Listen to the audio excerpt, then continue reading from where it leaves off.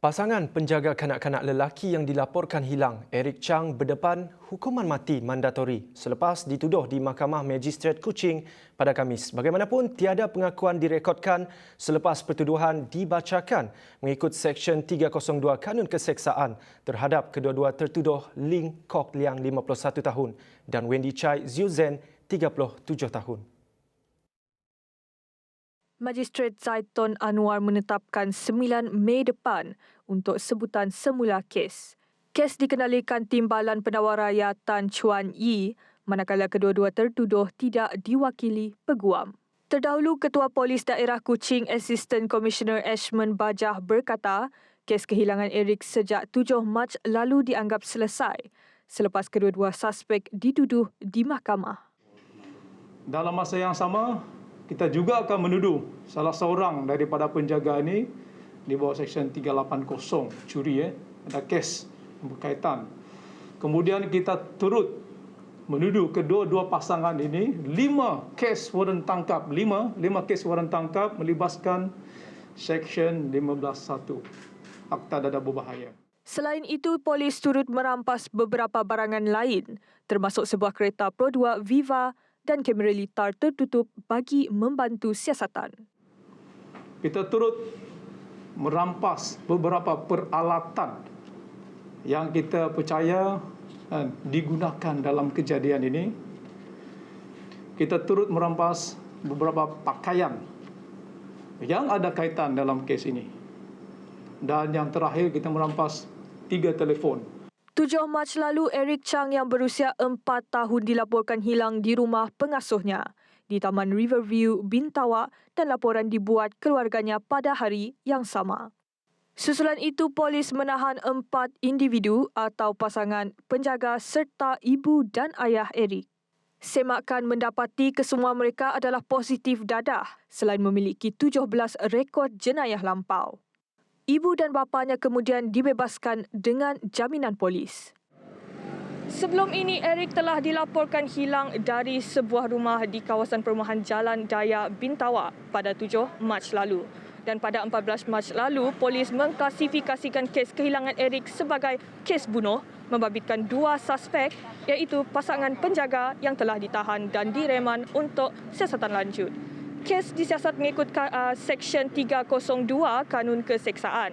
Sementara itu, Dynasty Chang, ibu kepada Eric, telah didenda RM3,000 oleh mahkamah pada Rabu lalu selepas mengaku bersalah atas pertuduhan penyalahgunaan dadah. Mengikut pertuduhan, Dynasty didakwa memasukkan dadah berbahaya yang terkandung dalam jadual pertama Akta Dadah Berbahaya 1952 ke dalam tubuhnya sendiri. Mahkamah turut mengarahkan wanita itu untuk menjalani tempoh pengawasan selama 2 tahun. Laporan Adlina Rahman dan juru kamera Awang Azmil untuk TVS. Dalam pada itu, Ashman menasihati orang ramai supaya lebih berhati-hati mengenai sebaran kabar angin dan tidak mempercayai spekulasi tanpa usul periksa. Beliau menegaskan spekulasi mengenai kes kehilangan Eric Chang tidak mempunyai sebarang kaitan dengan sindiket penjualan organ seperti yang tersebar. Okey, ini saya tegaskan. Ibu bapa yang ada di sana, dalam kes ini ada beberapa spekulasi yang mengatakan salah satunya kerisauan mereka untuk menghantar anak untuk dijaga oleh orang lain. So, saya bagi jaminan yang ini sebenarnya kes terasing, terpencil, tak ada kaitan. Tidak ada mengaitkan mana-mana kumpulan ke ataupun sebagaimana dakwaan kata ada sindiket jual organ. No, ini tiada. Ini kes terpencil. Pada masa yang sama, Ashman turut menyangkal kenyataan yang mendakwa kes kehilangan Eric bermotifkan dendam. Okey, ini pun ada spekulasi saya dengar. So, please tuan-tuan, tiada kaitan. Dendam daripada ini satu grup, daripada individu, daripada mana-mana orang perseorangan. Setakat ini kita tak ada keterangan. Kes kehilangan Eric pada mulanya disiasat mengikut Seksyen 31 dalam kurungan 1 Akta Kanak-Kanak 2001. Namun polis mengklasifikasikan semula siasatan mengikut Seksyen 302 Kanun Keseksaan. Dalam perkembangan berasingan, Mahkamah Magistrate Kuching menjatuhkan hukuman penjara 6 bulan dan denda RM2,000 terhadap penjaga wanita Eric Chang selepas mengaku bersalah mencuri sebuah mesin basuh dan juga sebuah peti sejuk beku. Magistrate Sharifah Fatimah Azura Wan Ali turut menetapkan hukuman penjara 2 bulan terhadap tertuduh Wendy Chai Ziuzen sekiranya gagal membayar denda.